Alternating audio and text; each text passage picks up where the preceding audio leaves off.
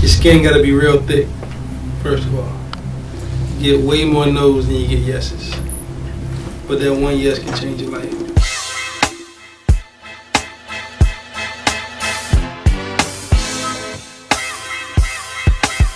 But I remember walking to DJ's, man, DJ's Records.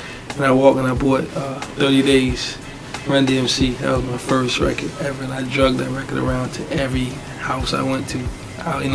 Just the whole hip hop culture, the whole situation was just intriguing to me. It was just like magic. However, living better now.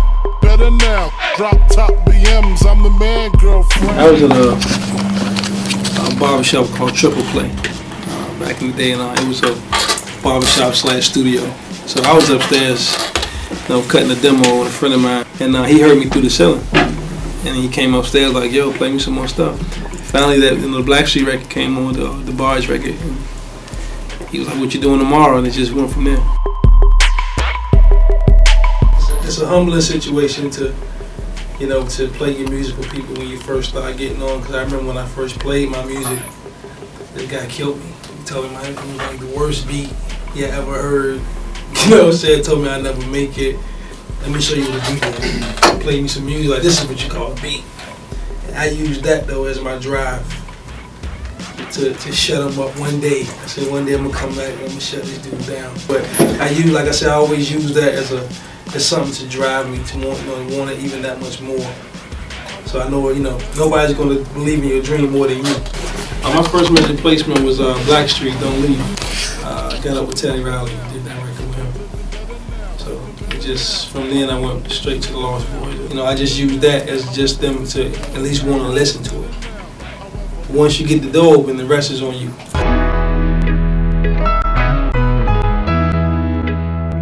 But that's why I say, when you're doing music, you have to constantly be sharpening your sword and just going shopping and just listening. So it's up to you to go to the music store and just go shopping and just play with stuff and see what it sounds like, what really caters to your ear. Because you're really trying to find your sound. I know now like the whole integrity of the music has been sucked out. But like I say, it's a different time. I come from the old school way. You pride yourself on being different. And it was a big deal to know that your music sounds like nobody in this room, and they trying to figure out how did you get it like that. Because the Neptunes, they used to use the O1W Core O1W and the ASR10. Everybody from here started with the ASR10, but that became their sound. Those guitars you used to hear in the Mystical records and all that was the O1W. So that became their style. So it was like, never throw away something that you use a lot. But everybody mimics somebody when you first start because you're learning. But as I evolved, I came into my own. So like I said, that's what separates the men from the boys. Just trying to find your own way and doing it your way instead of just doing it how he does it. You know what I'm saying? Because there's no right and wrong way to do music. Sometimes I may start with a bass line. Sometimes a lot of times I just put like a simple straight drum track just to get my mind going. Like if you mixing your record, the hardest thing should be hitting in your music is your drum and your kick and your snare. And your bass always falls right underneath the kick. You never want your bass louder than your kick because your kick is your driving force of the whole record. You gotta put your drums on showcases, I say. Producer has a hard job, man, but you make your job easier for yourself when you just know and pick and choose what records to play for who. You know what I'm saying? Because I remember when I did You, Me, Him, and Her for the Dynasty album with Jay, and I was actually in a session working for Mocha. Mocha used to be signing Missy Elliott, and I was working on the track, and we're at Baseline Studios. I turn around and Jay-Z's walking around behind me, rapping to herself. And I turn the beat up. He's like, turn it back on. Turn it back on. He's rapping. He's like, oh man, bring this in the A room.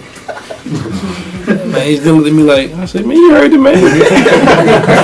Take this in the A room, man. And that's how that record came about.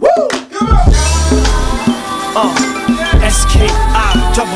Keep your head on right, man. Remember who you are at all times. Keep family close. You know what I'm saying? Because, you know, you can go from 0 to 60 quick in the music game. And I see a lot of people just lose sight of where they come from and who they are.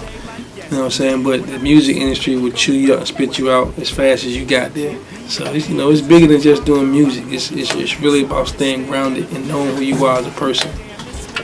You know, and just like I say, keeping everybody close and keeping it 100 with the people that really care about you and your well-being, opposed to people that just hanging around you because you got a hot beat on the radio. You know what I'm saying? They try to infiltrate and you know, turn you against your real people, you know, and try to get in your ear, but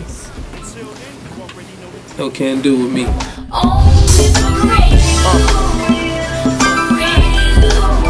Come on.